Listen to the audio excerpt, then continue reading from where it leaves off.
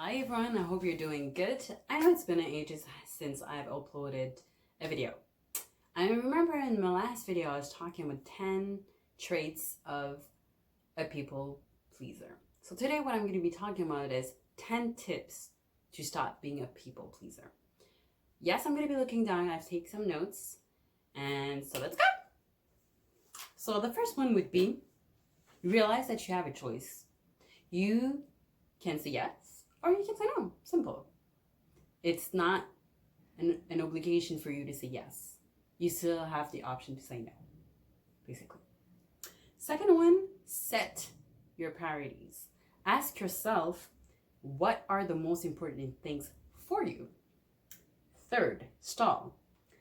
If someone asks you to do a favor for them or ask you to do something for them, you can always tell them that you'll think about it.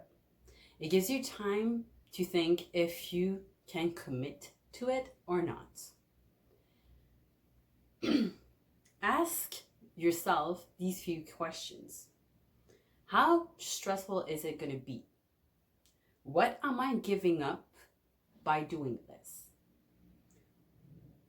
How am I being pressured?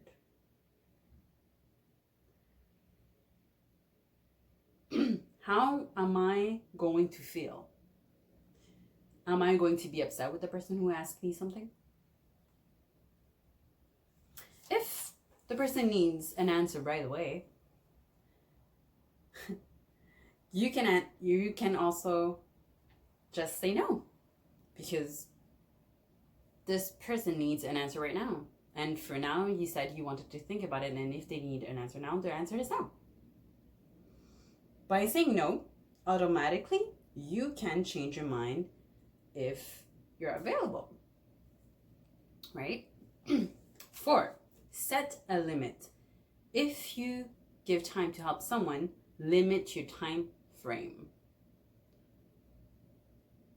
So for instance, I don't know, someone who needs help to paint the room, and you tell them, okay, well, I only have 3 hours to give you. So you have 3 hours to give them. That's it, that's all. 5, consider if you're being manipulated.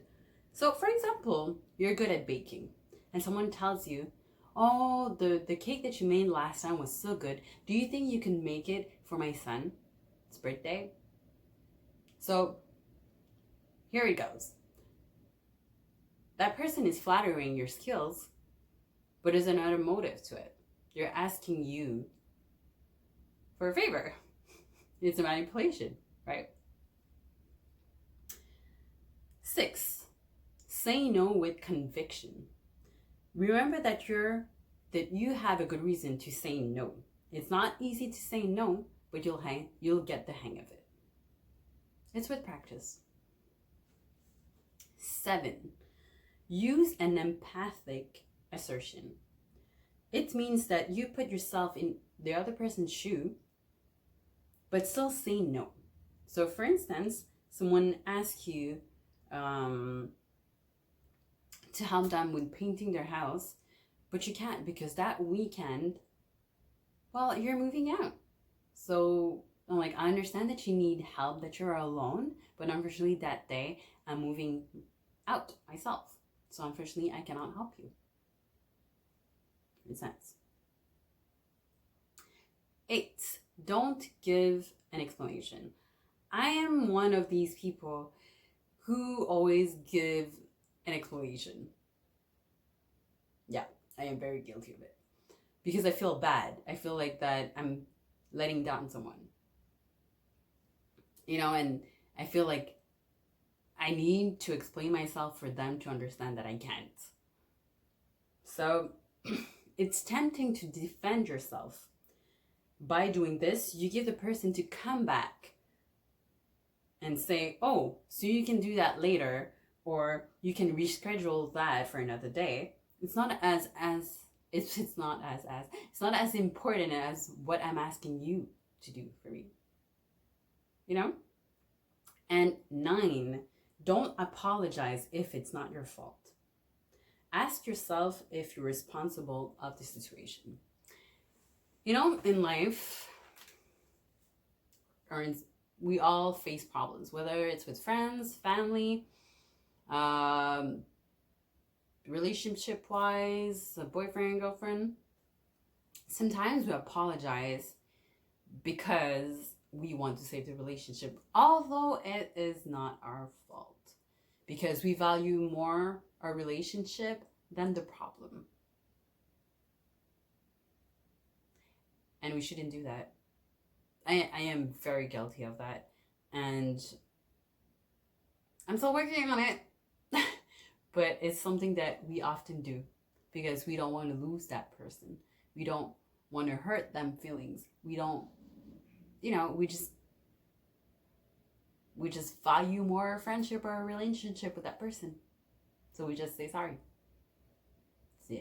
Because often what happens is that when we do that, it happens that the other person may be wrong, and they're the type, most likely not the type to apologize, whether they're wrong or right. Obviously, if they're right, they're not going to apologize. But some people just don't apologize, although they know they're wrong. They have ego issues, if you know what I mean. 10, last and not least, set a clear boundaries and follow through. Say what you're thinking and what you want. It is very important. Once you set your boundaries, if someone doesn't respect them, well, you just cut them off or do what you have to do. But when you set boundaries, you owe this respect to yourself by not accepting certain behaviors, for example. So that was it for me, folks. I'm out. Till next time.